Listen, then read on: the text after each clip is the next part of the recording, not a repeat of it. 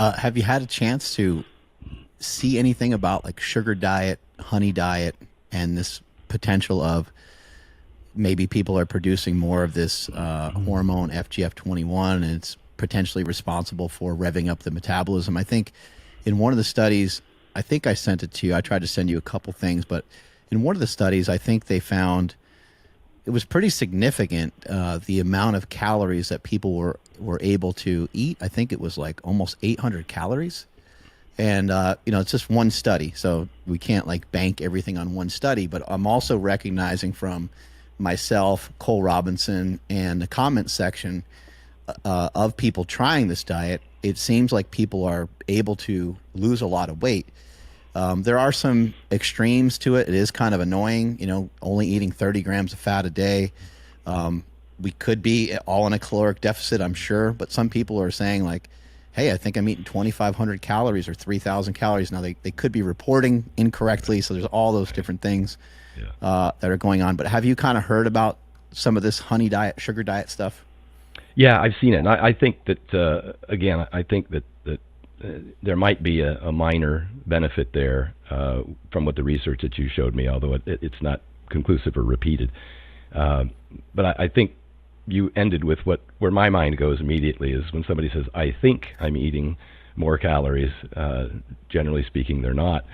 The biggest thing is that carbohydrates are 4 calories per gram and fat's 9 calories per gram. So maybe you can eat more food as terms of a quantity, but not be eating more calories. I've always talked about hidden calories, and this isn't to demonize fats. And please understand, this entire conversation isn't about choosing high carbohydrate or low carbohydrate diet. This isn't a bash on keto. There's pros and cons to all of these diets, whether it be keto, intermittent fasting, or vegan or carnivore. There's pluses and minuses.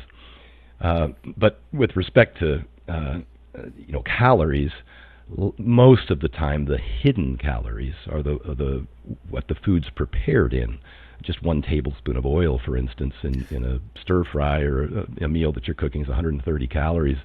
Or a dip that you might put your chicken nuggets in. Whether you should be eating chicken nuggets or not is a completely different conversation. But once you start putting it in those dips, some of those dips are 200 or 300 calories, and things like that can add up quick. How much hidden calories, particularly at restaurants, because they cook a lot of things in a lot of oil. And again, this isn't a good food, bad food conversation about saturated fats versus polyunsaturated fats. It's just a calorie conversation in general. It's much easier to hide those liquid calories. And so maybe they are eating more food, but by eliminating fats, you do much the same thing that a keto dieter does. When a keto dieter eliminates carbs, they're also eliminating a lot of ultra-processed foods that are high in calories because they're a combination of sugars and fats.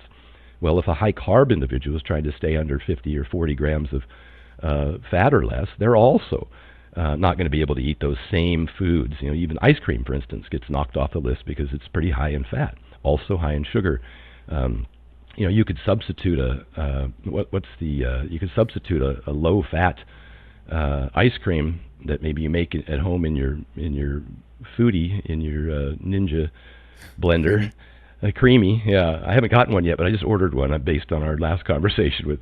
Yeah, I don't see Nsima get excited about too much, but my God, his eyes just lit up when he talked about the creamy. Yeah, his girlfriend, I think she competed and used that. She did a bikini show, I believe. Got on stage and looked great and had ice cream every night. Yeah, and therein, it lies the rub. Is that assuming you can maintain a calorie deficit and stay satisfied, that'd be the great thing. If you had a diet that was actually enjoyable and sustainable, I always say compliance is the science. And I think that's kind of what you've fallen onto here, and you're benefiting, as an athlete from the carbohydrates. So again, I'm back to calories on that conversation. I'm going to have a hard time. I'll be hard pressed to say there's enough evidence to suggest that the energy expenditure side of that equation is meaningfully improved by your choice of macronutrient. Yeah, and what about the energy? So the energy coming in, resulting maybe in just a lot better output for a lot of people. I would say in terms of performance, possibly as maybe some people find that when they get rid of carbs, they have more sustained energy. and they get rid of brain fog. I see that very commonly in the anecdotes regarding that diet. And someone on a high-carb, low-fat diet may feel more energy. That's certainly a reasonable, assessment for them to make of themselves. A low-fat, high-carb diet might make them feel like they have more energy. And so, again, we're back to anecdotes and testimonials, which, of course, is on the lowest tier of evidence on the hierarchy of evidence scale. But I think it's important, and that's why a lot of doctors or nutritional practitioners will always say, in my clinical experience. And, I'd be cautious to say that group of people is, it's confounded by, the group of people that you're working with is, they're all participating in your program, and you don't see the people who leave your program. It's called a selection bias. When it comes to, back to the sugar diet type stuff, what are some negative side effects of sugar, even when it's kind of by itself, and even when you're like regulating your calories? Are there some, obviously you got like the teeth, like, hammering a lot of sugar all day, you might want to brush your teeth a little extra and make sure that your hygiene is good on that. But is there any other like major concerns? One person asked about like glycation. Has there been any information or studies to show that sugar can cause some damage when you're not in abundance of calories?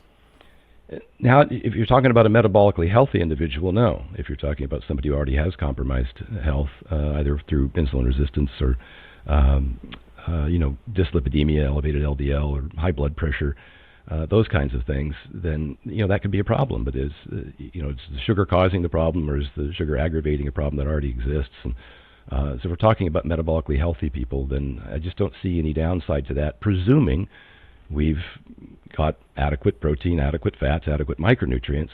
I would suggest that the carbohydrates that you do eat, the bulk of them, like the foundation of the vertical diet is carbohydrates that are high in potassium, potatoes, berries, those kinds of things. Obviously, vegetables, carrots is a big one for me, and cucumber, low-gas vegetables. But, once you've satisfied all of that and you need additional calories, then if those come from some added sugars or from, say, rice even, of course we have all those studies on the rice diet by Walter Kempner. That was way back in the 1930s. And, that kind of spawned the Pritikin diet, the Ornish diet, John McDougall's diet. Even some of the Ray Peat literature was heavily borrowed from Walter Kempner's studies. And they saw huge weight losses and reversal of diabetes and high blood pressure and cholesterol from eating around a 95% carbohydrate diet, largely from rice, with 4% protein and 2%, 3% fat. Now, these were short-term interventions, up to 3 months, to be honest with you. And I think that there's a lot of recommendations made for initial interventions to people with pretty severe chronic conditions, and diabetes being one.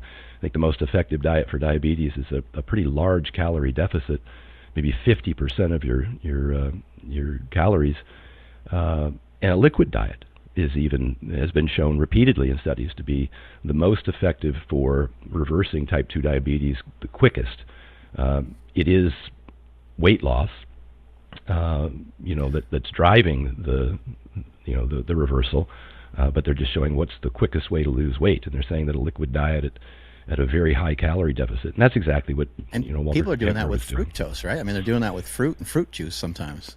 Yeah, and that brings up another concern. People are complaining about fruit juice, saying that it's the same as soda, and we know that's not the case, and largely because of the polyphenols, even though it's lower in fiber than, say, fruits. But fruits are fantastic. We've done studies of fruits up to almost any level of consumption shows an improvement in metabolic health and weight loss, etc. But I've been talking about orange juice for forever. It was a decade ago that at the Iceland Seminar, again, I did a whole presentation talking about the benefits of orange juice. I don't think that overweight people should be eating drinking a lot of their calories, but in your circumstance, under in a calorie deficit, orange juice is not the same as soda. Orange juice has been shown to decrease uric acid, to decrease ALT, liver enzymes, to decrease lipids, LDL lipids, to decrease blood sugars as well, HA1C measurements. And so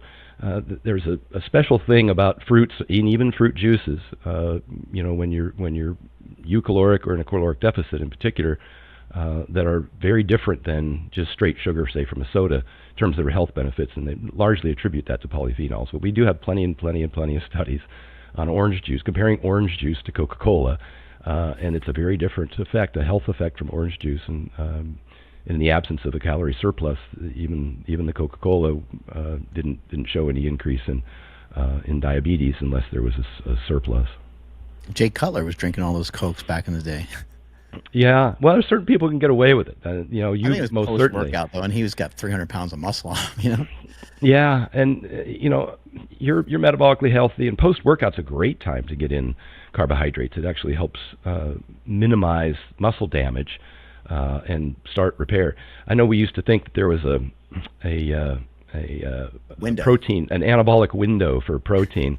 And turns out that it's more like an anabolic garage door, as long as you're somewhere between 5 and 6 hours between your last meal and your next meal, whether it was a workout in between. So eat 2 hours before, eat 2 hours after, it seems it's fine.